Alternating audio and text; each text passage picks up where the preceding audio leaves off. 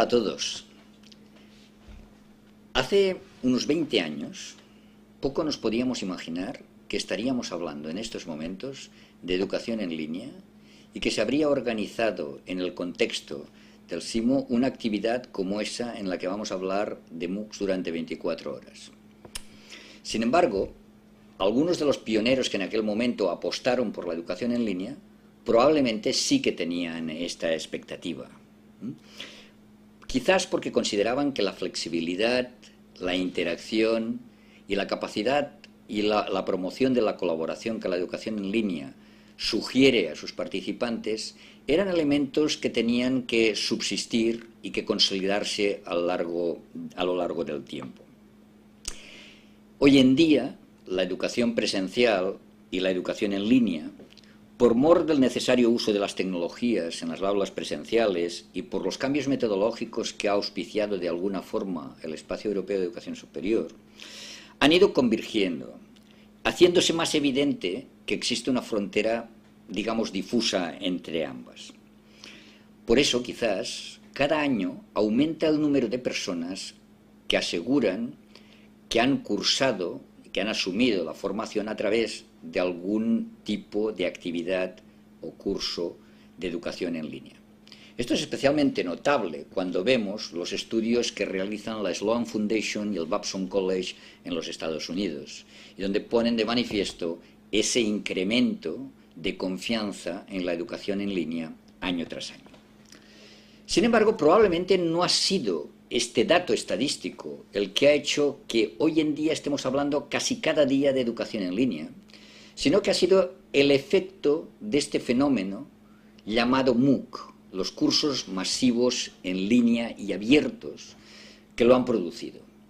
Debemos reconocer que los MOOCs han puesto la educación en línea en el escaparate mediático de nuestra sociedad. Y ese es un primer elemento que tenemos que agradecer a los MOOCs, que ahora nos conoce todo el mundo. Y eso es muy bueno. Los MOOCs tienen también otras finalidades, como por ejemplo llevar esa formación a los rincones más recónditos de nuestro mundo y por lo tanto facilitar el acceso a esa formación a la última persona de nuestro planeta. Ahí ya no estoy tan seguro si su objetivo se cumple o no, pero en cualquier caso sí que es cierto que el intento existe. Y por lo tanto, desde estas dos perspectivas que acabo de comentar, creo que no podemos negar que los MOOCs son una forma de llevar a cabo la educación en línea, e insisto en lo de son una forma, porque hay muchas otras, son una forma más de llevar a cabo la educación en línea que tiene beneficios evidentes desde esta perspectiva de escaparate mediático y de acceso a este tipo de formación. Sin embargo, también genera algunas dudas. Dudas como, por ejemplo, entender que la información puesta en un entorno determinado audiovisual por ella misma se va a convertir en formación. Es difícil de asumirlo, es difícil de aceptarlo. Es decir, el acceso a la información no siempre genera conocimiento y eso debe asumirse. Las primeras experiencias de los MOOCs se inician en Canadá, en el año 2008, y son Siemens, Cormier y Downes los que impulsan unos postulados conectivistas que intentan unos cursos que encuentren un equilibrio entre un número muy elevado de participantes y un coste que sea sostenible. Claro, es la piedra filosofal de nuestra sociedad, proveer de formación al mayor número posible de personas al coste más razonable posible también. Ellos consideraron que una menor implicación en el proceso de los docentes podía ser sustituido por la interacción y la colaboración entre personas, pero ellos mismos han asumido que los resultados no fueron aquellos que ellos esperaban. Lo curioso es que el impacto mediático de los MOOCs no ha venido por parte de estas personas ni de estos ejemplos, sino que ha venido cuando una plataforma comercial como Coursera ha promovido, conjuntamente con algunas universidades muy reconocidas en Estados Unidos, un uso distinto de este concepto de los MOOCs. Un contenido a transmitir en vídeo, el estudio personal en grupo o no, y un examen final son los tres elementos fundamentales de esa ecuación que intentan obtener un resultado de máximo ámbito de formación a lo largo del planeta. Sin embargo, lo que es cierto es que existe un gran porcentaje, yo no diría de fracaso, tendríamos que ver cuál es el objetivo de cada uno cuando asume su participación en un MOOC, pero sí que hay un porcentaje elevadísimo de no finalización de estos cursos.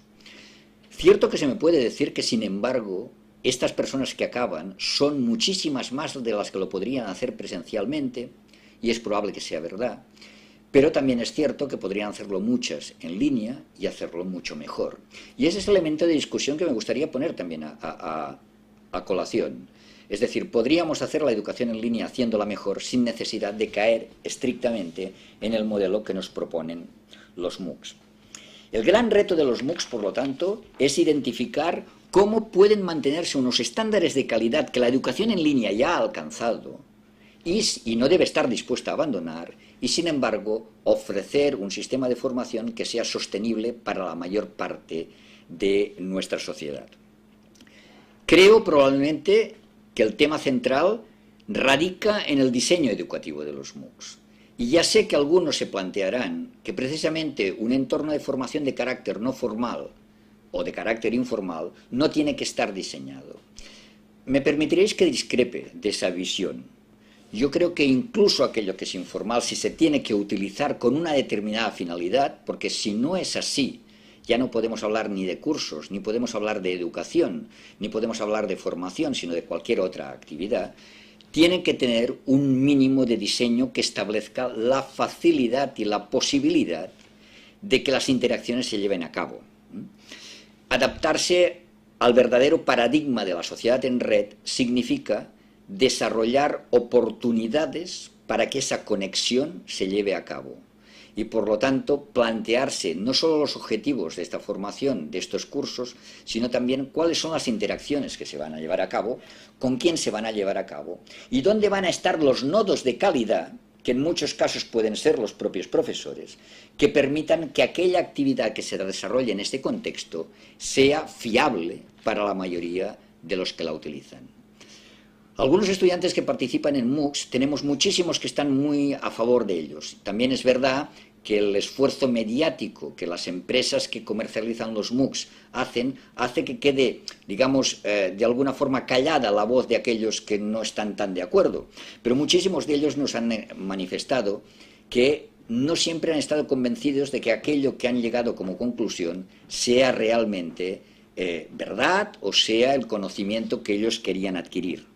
Por lo tanto, diseñar y fortalecer las oportunidades de interacción entre sus participantes, dotar de un rol potente de acompañamiento al docente en el contexto de los MOOCs, que debe ser el que facilite los recursos en estos casos, y desarrollar modelos y métodos alternativos de evaluación que vayan más allá de estos exámenes tradicionales puestos en un entorno virtual simplemente, y que sumen aspectos cualitativos. Yo creo que son retos que los MOOCs tienen ahora mismo. Porque estamos todos a favor de conseguir la oportunidad de formación para las capas más amplias de nuestra sociedad. Estamos a favor de utilizar la educación en línea con esa finalidad. Estamos a favor de proveer de una educación al mínimo coste posible para los usuarios, pero que no renuncie a que este coste impacte en una discriminación cualitativa, es decir, en que baje la calidad que podemos ofrecer a nuestros estudiantes. Si avanzásemos en esta línea, nos permitiría que la evolución de los MOOCs fuesen efectivamente una evolución de la educación en línea y no una involución, como en algunos casos está sucediendo en nuestros días. Una evolución hacia formas de aprendizaje más consistentes que pasarían a engrosar el conjunto de recursos que formarán parte de lo que llamamos la ecología de aprendizaje de cada uno de los individuos de nuestra sociedad a lo largo de toda su vida.